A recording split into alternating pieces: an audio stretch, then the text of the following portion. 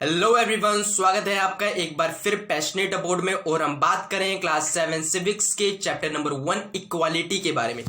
और आज के वीडियो लेसन में हम बात करने वाले हैं इक्वालिटी इन इंडियन डेमोक्रेसी की। जो हमारा संविधान है वो हर एक इंडिविजुअल को इक्वल मानता है। इसका मतलब ये हुआ कि कंट्री में उसका कोई भी सिटीजन, कोई भी मतलब कोई भी, चाहे वो मेल हो चाहे वो फीमेल हो, चाहे वो किसी भी कास्ट या रिलीजन से बिलोंग करता हो, चाहे वो एक ट्राइबल ही सिटीजन क्यों ना हो, चाहे उसका एजुकेशनल और इकोनॉमिक बैकग्राउंड कुछ भी हो, हर किसी को इक्वली ट्रीट किया जाता है इंडिया जैसी कंट्री में। अब इस इक्वालिटी को कैसे इंश्योर किया जाता है?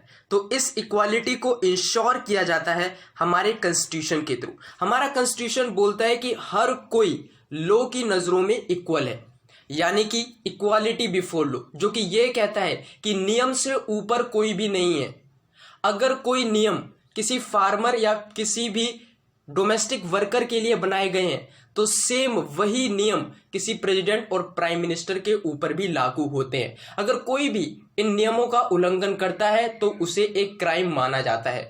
तो ये हमारा रूल ऑफ लॉ कहता है, यानी कि इन नियमों से ऊपर कोई भी नहीं है और नियम हर किसी के लिए ही बनाए गए हैं। दूसरी बात, हमारा संविधान ये कहता है कि किसी भी पर्सन को डिस्क्रिमिनेट नहीं किया जा सकता उसके रिलीजन, रेस, कास्ट या फिर प्लेस ऑफ बर्थ को लेकर या फिर उसके जेंडर को लेकर।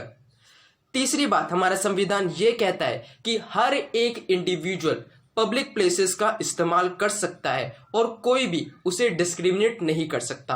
पब्लिक प्लेसेस जैसे कि प्लेग्राउंड, होटल्स, शॉप और मार्केट, साथ ही साथ वेल्स, रोड्स और बाथिंग घाट।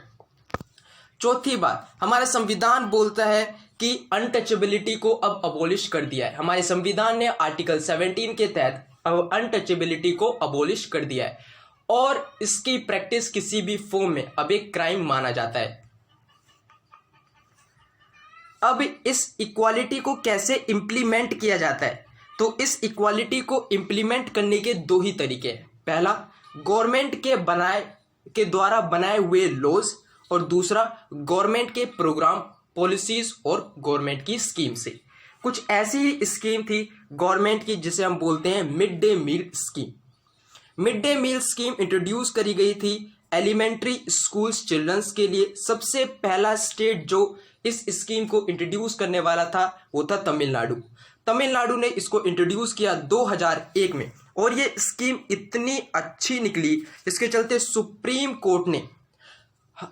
कोर्ट ने ये अनाउंस कर दिया कि अगले 6 महीने के अंतर्गत हर एक स्कूल में मिड डे मील स्कीम को इंट्रोड्यूस किया जाएगा, जिसका इस प्रोग्राम का बहुत ज्यादा पॉजिटिव इफेक्ट निकला।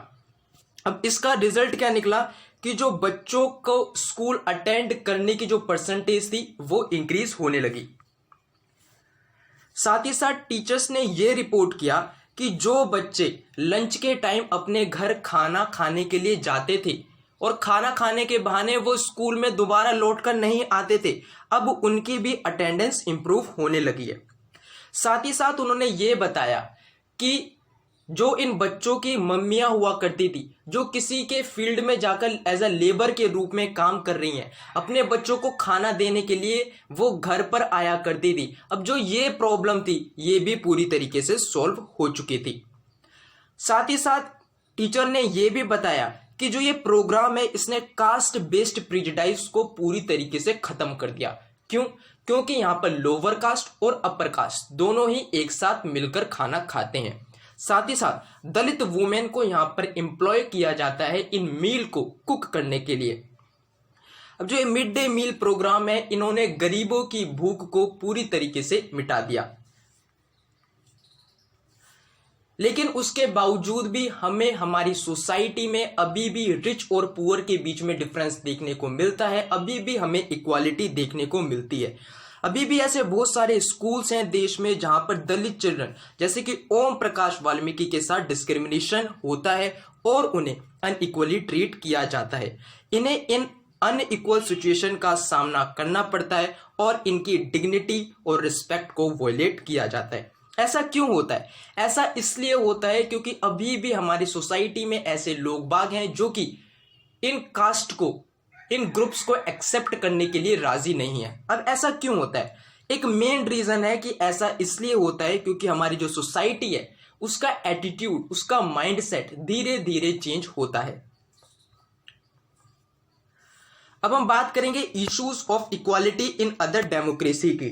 तो बहुत सारी डेमोक्रेसीज में वर्ल्ड के आसपास अभी भी इक्वालिटी को लेकर कंसर्न बना रहता है। कुछ ऐसे ही एग्जाम्पल था यूनाइटेड स्टेट ऑफ अमेरिका में। यूनाइटेड स्टेट ऑफ अमेरिका में अफ्रीकन अमेरिकन को अनइक्वली ट्रीट किया जाता था। ये वही अफ्रीकन थे जो कि अमेरिकन अफ्रीका से अपने देश में स्लेव के रूप में यहां पर लेकर आए थे और इनके साथ ये अनइक्वल व्यवहार किया करते थे। Despite the fact that there was a movement in late 1950s, अब ये मूवमेंट, अब जो ये लोग बाग है, अब ये अपनी इक्वालिटी को लेकर मूवमेंट चलाने लग गए। कुछ ऐसे ही मूवमेंट हमें लेट 1950s को देखने को मिला जो कि अफ्रीकन और अमेरिकन के इक्वल राइट को लेकर था। इससे पहले जो अफ्रीकन अमेरिकन थे इन्हें अनइक्वली ट्रीट किया जाता था यूनाइटेड स्टेट में और इन्हें लॉस की भी कोई रिस्पेक्ट नहीं दी जाती थी। यानी कि इनके लिए जो लॉ थे, यानी कि अगर कोई भी संविधान के द्वारा नियम बनाया गया है तो अमेरिकन्स उसका अच्छी तरीके से बेनिफिट लेते थे। अगर वो उनका उल्लंघन भी कर देते थे तो उन्हें पनिश नहीं किया जाता था, लेकिन वहीं इनके लिए बहुत हार्श लॉ बनाए जाते थे। साथ ही साथ अगर ये उल्लंघन किया करते थे तो इन्हें पनिश भी किया जाता था। उदाहरण के तौर पर इनके खिलाफ कुछ ऐसे नियम थे जो कि इंसानियत के बिल्कुल खिलाफ थे। उदाहरण के तौर पर अगर ये बस में ट्रैवल कर रहे हैं और अगर बस में ट्रैवल करते करते अगर कोई वाइट पर्सन आ जाता है तो इन्हें उस सीट से खड़ा होना पड़ता था, जिसके चलते वाइट पर्सन वहां पर आकर बैठ सके।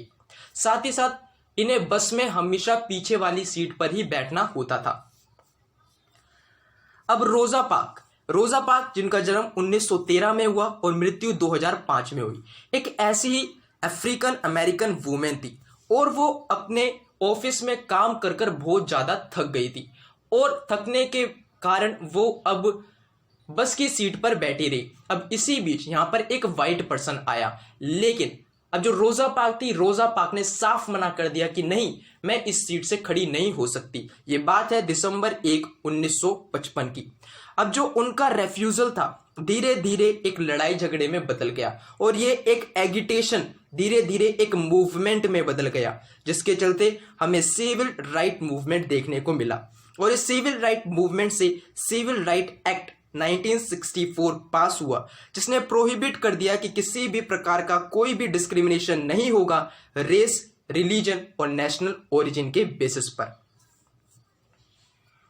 साथ ही साथ इस एक्ट ने यह भी स्टेट किया कि अब जो अफ्रीकन अमेरिकन चिल्ड्रन है, अब जरूरत नहीं है कि उन्हें दूसरे स्कूल में जाना पड़ेगा, अब ये अफ्रीकन और अमेरिकन एक साथ पढ़ सकते हैं।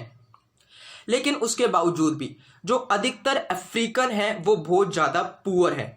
अभी भी बहुत सारे अफ्रीकन अमेरिकन के बच्चे अच्छे स्कूल में नहीं जा सकते, वो गवर्नमेंट स्कूल को ही अटेंड करते हैं जहां पर बहुत कम फैसिलिटी होती है, पुअरली क्वालिफाइड टीचर्स होते हैं। अगर हम इन्हें कंपेयर करें वाइट स्टूडेंट से जो कि प्राइवेट स्कूल में जाते हैं या फिर उन एरिया में रहते हैं जहां पर जो गवर्नमेंट स्कूल हैं वो भी प्राइवेट स्कूल की तरह ही है। अब सबसे आखिरी और इंपॉर्टेंट क्वेश्चन, डेमोक्रेसी के सामने चैलेंज है क्या?